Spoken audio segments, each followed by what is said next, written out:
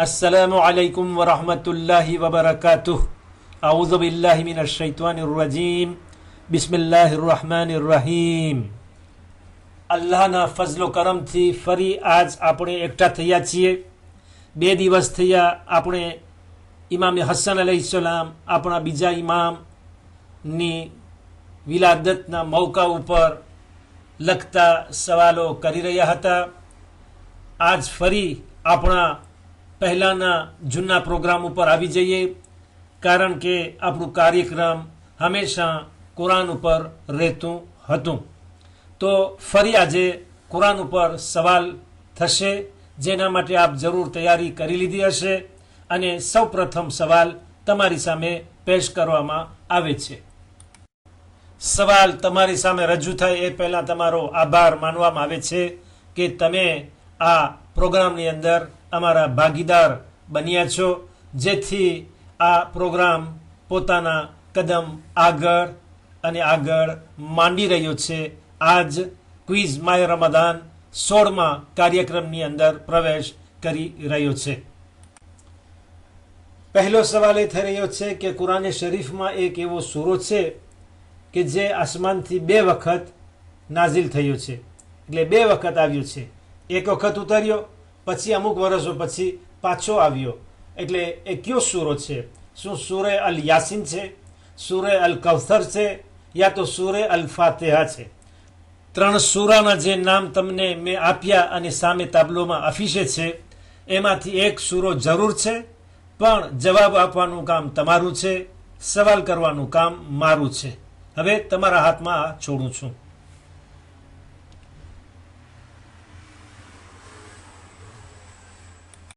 જવાબ તમે સામે જોઈ રહ્યા છો, અને તમારો જવાબ પણ જરૂર એ જ હશે, મને ખાતરી છે।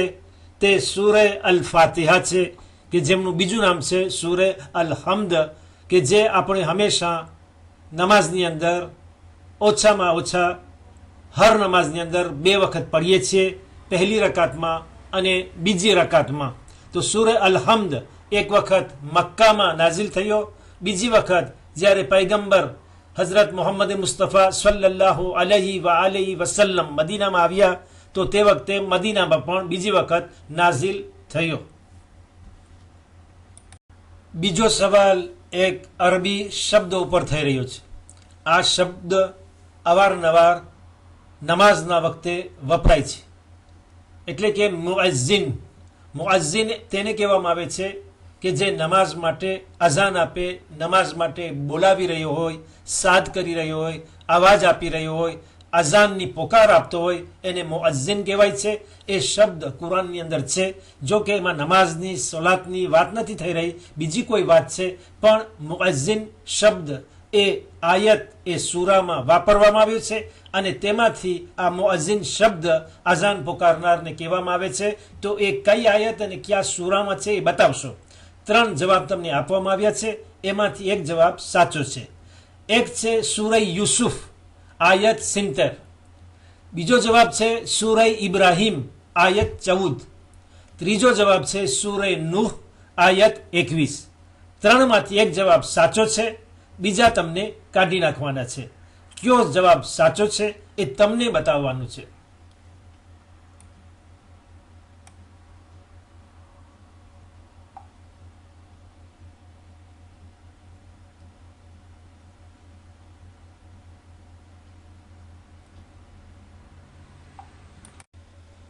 જવાબ તમારી સામે પેશ થઈ રહ્યો છે, એ સૂરે યુસુફની 70મી આયત છે, જેની અંદર અલ્લાહ ફરમાવી રહ્યો છે, બિસ્મિલ્લાહિર રહમાનિર રહીમ, સુમ્મા અદ્ઝના મુઅદ્ઝિનુન।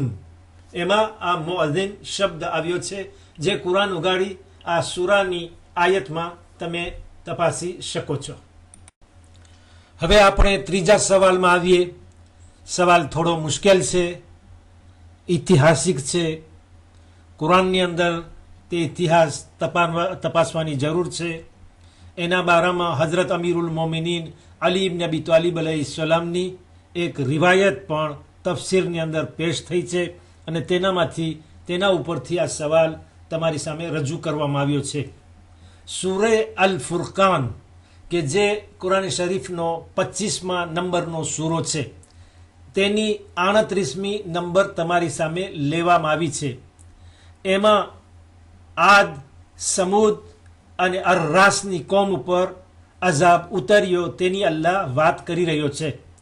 તો અર્રાસ એ કઈ કોમ છે, એ કયા જમાનામાં હતી, શું કરતી હતી, એના માટે તમને સવાલ કરી રહ્યો છે.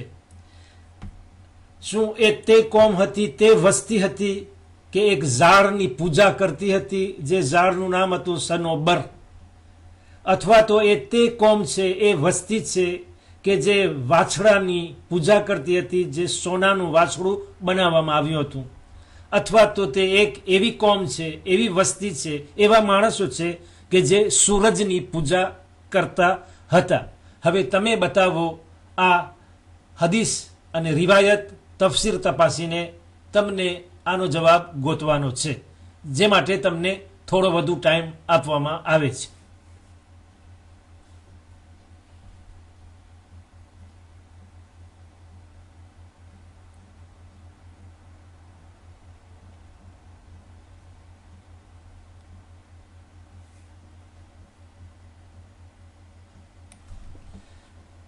Les gens de Darras અથવા તો અસહાબે રસ તે કોમ છે કે જે એક ઝાડની પૂજા કરતી હતી, અને તે ઝાડને હઝરત નૂહ નબીના દીકરા યાફેસે વાવ્યું હતું.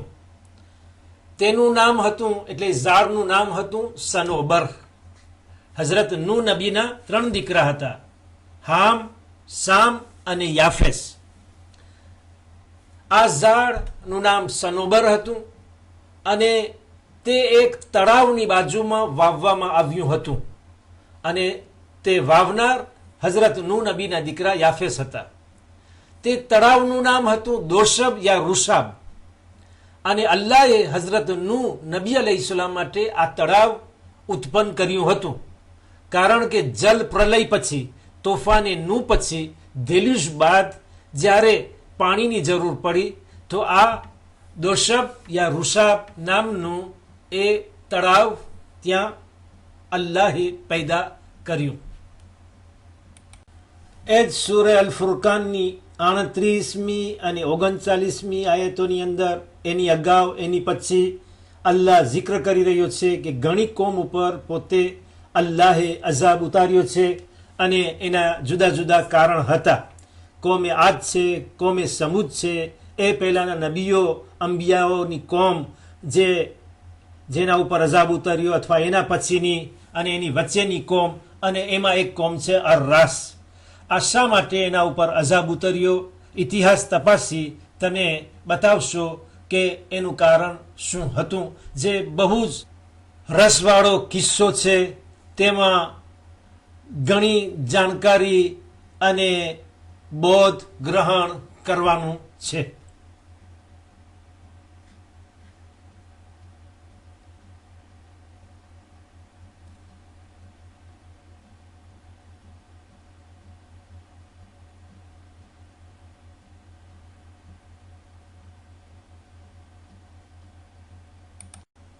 હઝરત સુલેમાન નબી બાદ 12 ગામની અંદર તે કોમ વહેંચાઈ ગઈ હતી. એટલે કે અઝરબાઈજાનથી લઈને આર્મેની સુધી એક નદીના કિનારે, જે નદીનું નામ હતું રસ, જેનું પાણી બહુ જ સ્વાદિષ્ટ અને મીઠું હતું, એ નદીના કિનારે કોમ પથરાઈ ગઈ હતી. અને બની ઇસરાઈલમાંથી એક નબી હતા હઝરત યાહૂદ, જે હઝરત યાકૂબ પૈગંબરના દીકરા હતા. ત્યાં આવ્યા, આ લોકોને ઘણી તબલીગ કરી, ઘણા સમજાવ્યા, પણ આ કોમ તે નબીને જીવતે જીવતા એ કૂવાની અંદર દફન કરી દીધા, જેથી તેમની ઉપર અઝાબ આવ્યો. આ તે કોમ રસ છે, રસની કોમ છે કે જેના ઉપર અઝાબ આવ્યો, કારણ કે નબીની સાથે આવો વર્તાવ કર્યો હતો.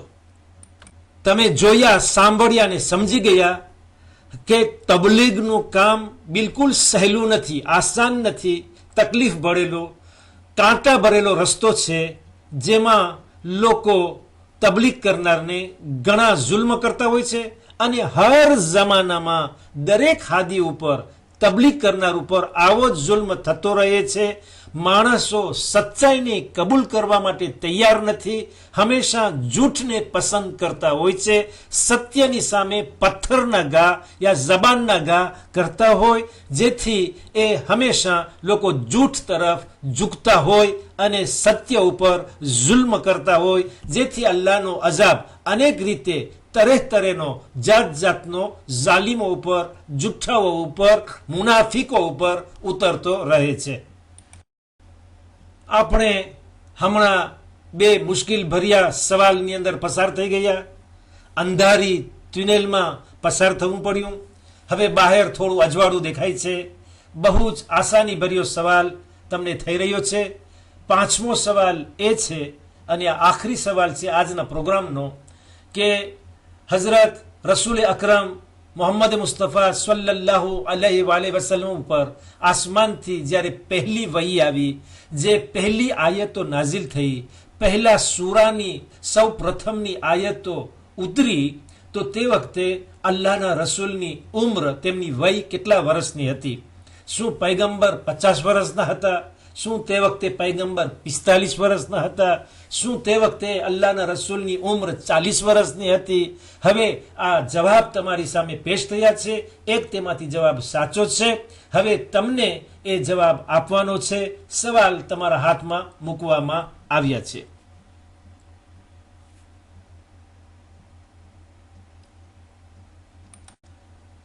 જે જવાબ તમે આપ્યો છે એ જ જવાબ મેં તમને સામે રાખ્યો છે. તમે આફીશે જુઓ છો કે પૈગંબરની તે વખતે 40 વર્ષની ઉંમર હતી.